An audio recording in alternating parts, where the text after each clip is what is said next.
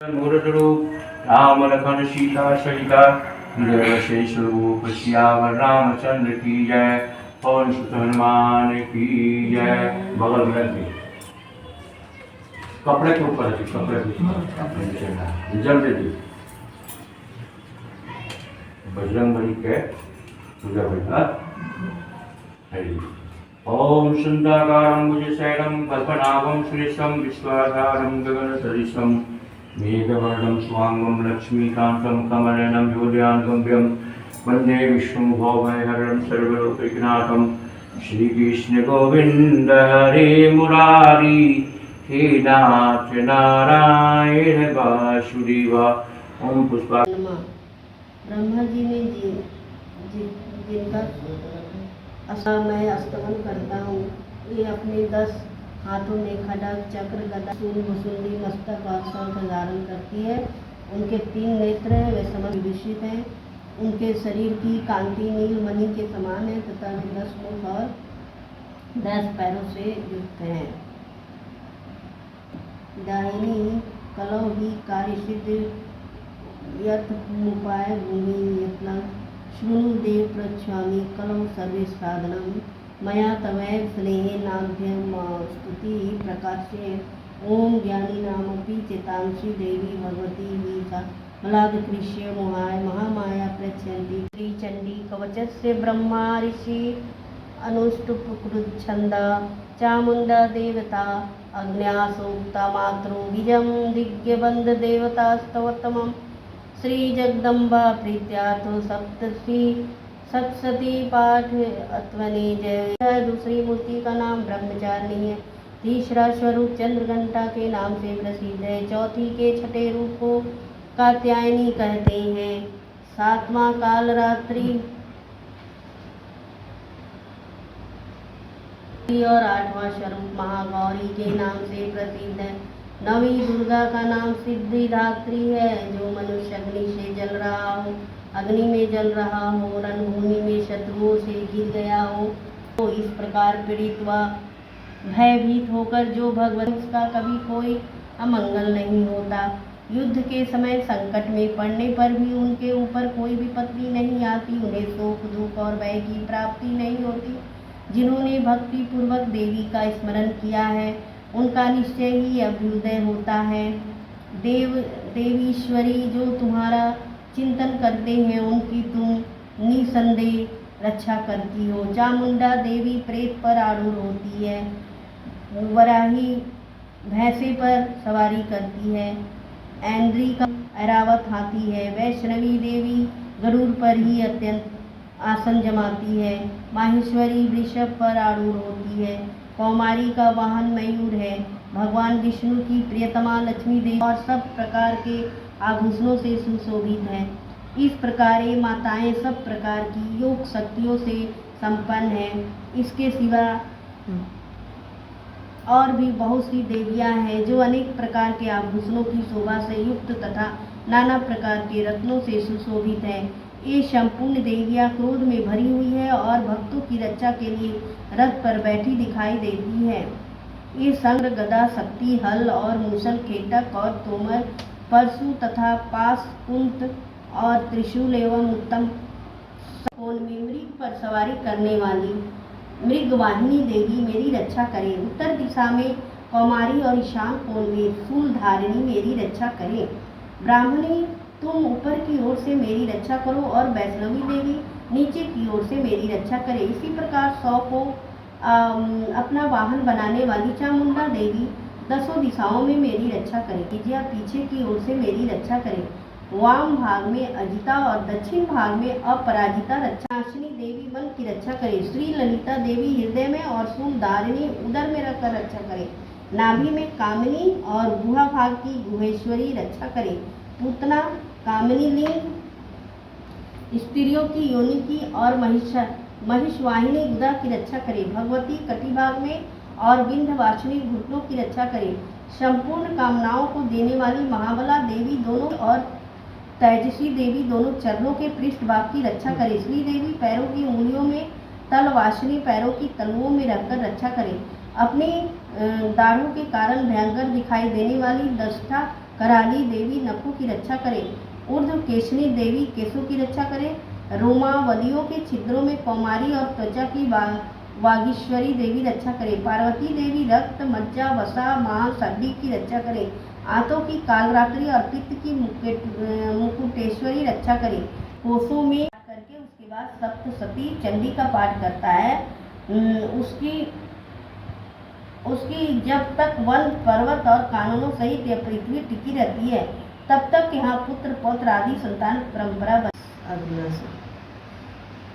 मंगला काली भद्रकाली कपालिनी दुर्गा क्षमा शिवा धात्री स्वाहा और स्वधा इन नामों से प्रसिद्ध जगदम्बिके तुम्हें मेरा नमस्कार हो। देवी चामुंडे तुम्हारी जय हो। संपूर्ण प्राणियों की पीड़ा हरने वाली देवी तुम्हारी जय हो। सब में व्याप्त रहने वाली देवी तुम्हारी जय हो। काल रात्रि तुम्हें नमस्कार हो। मधु और कटम को मारने वाली तथा ब्रह्मा जी को वरदान देने वाली देवी तुम्हें नमस्कार है। तुम मुझे रूप दो, जय दो, यश दो और काम क्रोध आदि शत्रुओं का नाश करने वाली तथा भक्तों को सुख देने वाली देवी तुम्हें नमस्कार है। तुम रूप दो, जय दो, यश दो और काम क्रोध आदि शत्रुओं का नाश करो। रक्त बीज का वध और चंड मुंड का विनाश करने वाली देवी तुम रूप दो, जय दो, यश दो और काम क्रोध आदि शत्रुओं का नाश करो। शुंभ और निशुंभ तथा धूम छंद श्री महासरस्वती देवता श्री जगदिम्बा प्रत्यर्थ सप्तशती पाठित्वन जपे विनियोग। विशुद्ध ज्ञान ही जिनका शरीर है, तीनों वेद ही जिनके भी नेत्र है, जो कल्याण प्राप्ति की हेतु है तथा अपने मस्तक पर अर्धचंद्र का मुकुट धारण करते हैं, उन भगवान श्री को नमस्कार है। मंत्रों का जो अभी कीलक है अर्थात मंत्रों की सिद्धि में विघ्न उपस्थित करने वाली सभी कीलक का जो निवारण करने वाला है, उस सप्तशती स्रोत को संपूर्ण रूप से जानना चाहिए और जानकर उसकी उपासना करनी चाहिए। यद्यपि सप्तशती के अतिरिक्त अन्य मंत्रों के जाप में भी जो निरंतर लगा रहता है वह भी कल्याण का भागी होता है। उसके भी उच्चाटन आदि कार्य सिद्ध होते हैं तथा उसे भी समस्त दुर्लभ वस्तुओं की प्राप्ति हो जाती है। तथापि जो अन्य मंत्रों का जाप ना कर इस सप्तशती नामक स्रोत से ही देवी की स्तुति करते हैं, उन्हें स्तुति मात्र से ही सच्चिदानंद स्वरूपिणी देवी सिद्ध हो जाती है। उन्हें अपने कार्य की सिद्धि के लिए मंत्र, औषधि तथा अन्य किसी साधन के उपयोग की आवश्यकता नहीं रहती है।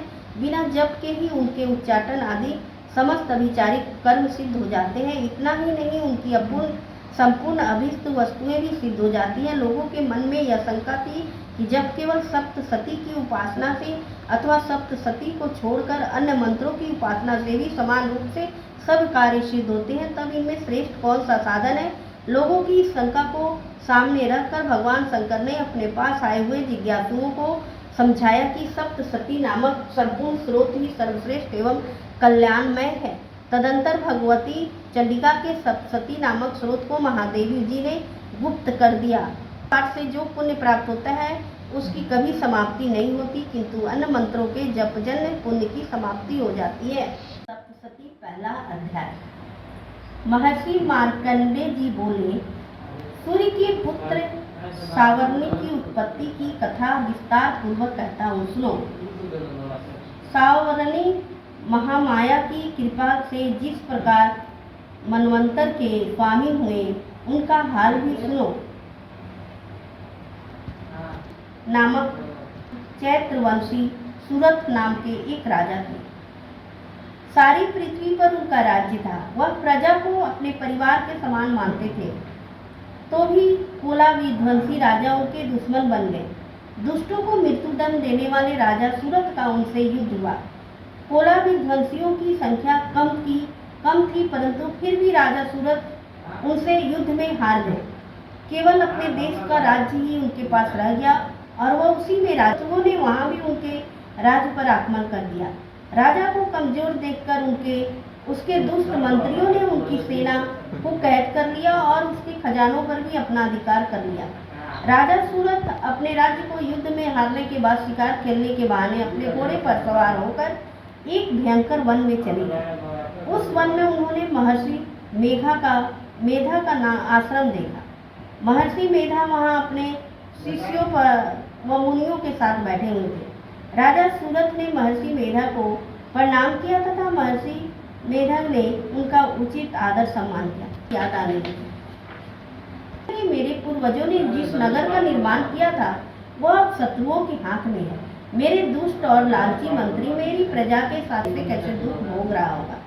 सारी नौकर जो मेरे द्वारा दिए गए धन और भोजन को पाकर सदा सुखी रहते थे और मेरे कहने के अनुसार कार्य करते थे, वह अब निश्चय ही दुष्ट राजाओं का अनुसरण करते होंगे। स्त्रियों द्वारा व्यर्थ ही धन को व्यय करने से एक दिन राजा सूरत ने महर्षि मेधा के आश्रम के निकट एक वैश्य को देखा। नाम सुनकर उस वैश्य ने राजा सूरत को प्रणाम करके कहा, महाराज, मेरा नाम समाधि है। मैं धनियों के कुल में उत्पन्न एक वैश्य हूँ। मेरी दुष्ट पत्नी व पुत्रों ने लोभवश मेरा सब धन छीन लिया और मुझे घर से निकाल दिया है। मैं दुखी होकर वन में चला आया हूँ और यहाँ रहता हूँ। अब मैं यह भी नहीं जानता कि मेरे घर में सब कुशल है या नहीं, और मैं अब यह भी नहीं जानता कि मेरे पुत्र सदाचारी है या दुराचार में फंसे हुए हैं। राजा सूरत बोले, धन के लालच में तुम्हारी स्त्री व पुत्रों ने तुम्हें घर से निकाल दिया है, फिर भी तुम उसके लिए दुखी और परेशान हो। वैश्य ने कहा, राजन, आपका ऐसा कहना ठीक है, परंतु मेरा मन इतना कठोर नहीं है। यद्यपि उन्होंने धन के लालच में पड़कर को त्याग कर मुझे घर से निकाल दिया है, फिर भी मेरे मन में उनके लिए कोई कठोरता नहीं है। हे राजन, मेरा मन फिर भी उनके मोह में क्यों फंसा है? मनुष्यों को मोह में डाल देती है और इसी से जगत की उत्पत्ति होती है। यही देवी संपूर्ण ईश्वरों की भी स्वामी है। यही मनुष्यों को मुक्ति प्रदान करती है। राजा सूरत ने कहा, महर्षि, वह देवी कौन सी है जिन्हें आप महामाया कहते हैं? यह कैसे उत्पन्न हुई है? इनका कार्य क्या है? इनका चरित्र कैसा है और कैसा? राजन, यह देवी तो नित्य स्वरूप है। उनके द्वारा यह संसार रचा गया है। वह सब मुझसे सुनो। यह देवी देवताओं का कार्य करने के लिए प्रकट होती है। संसार को जलमय करके जब भगवान विष्णु योग निद्रा का आश्रय लेकर शेष सैया पर सो जाते हैं और वह श्री ब्रह्मा जी सो रहे थे, तब मधु कैटम नाम के दो राक्षस उनके कानों के मैल से प्रकट हुए और वह श्री ब्रह्मा जी को मारने के लिए तैयार हो गए। तब उन दोनों को अपनी ओर आते देखा और यह भी देखा कि भगवान विष्णु योग निद्रा का आश्रय लेकर सो रहे हैं। तब श्री भगवान को जगाने के लिए उनके नेत्रों में निवास करने वाली योग निद्रा की स्तुति की और कहा, देवी, तुम भी स्वाहा हो, स्वधा हो, वस्त्रकार हो, स्वर भी तुम्हारा ही है। तुम ही जीवन देने वाली सुधा हो। नित्य अक्षर प्रणव में आकार, उकार, मकार, इन तीनों में मात्राओं के रूप में तुम ही स्थित हो। इसके जो बिंदु पर अर्थ मात्रा है, जिसका कोई उच्चारण नहीं, संध्या, सावित्री तथा परम जननी तुम ही हो। तुमने ही इस जगत की रचना की है तथा तुम ही पालन करने वाली हो और अंत में सबका भक्षण करने वाली भी तुम ही हो। हे देवी, जगत की उत्पत्ति के समय सृष्टि रूपा पालन काल में और काल के तुम ही महाविद्या, महामाया, महामेधा, महारात्रि और योगराज हो। श्री ईश्वरी और बोध स्वरूपा बुद्धि भी तुम ही हो। लज्जा, पुष्टि, तुष्टि, शांति और क्षमा भी तुम ही हो। तुम खड्ग धारणी, शूल धारणी, घोर रूपा तथा गदा, चक्र, शंख और धनुष के धारण करने वाली हो। बाण, भुषुंडी और परिध, यह भी तुम्हारे ही अस्त्र हैं और तुम ही संसार में सबसे सुंदर हो। हे सर्वस्वरूपे देवी, जो भी सत्य असत्य पदार्थ है और उनमें जो शक्ति है वह तुम ही हो। ऐसी अवस्था में तुम्हारी स्तुति कौन कर सकता है? सृष्टि, पालन और संहार करने वाले जो भगवान है, उनको भी जब तुम्हें ने निद्रा के वशीभूत कर दिया है और फिर तुम्हारा कर सकता है? मुझे वह भगवान विष्णु को और शरीर धारण कराने वाली भी तुम ही हो। हे देवी, तुम तो अपने इस उदार प्रभावों के कारण ही प्रशंसनीय हो। प्रशंसा जो भयंकर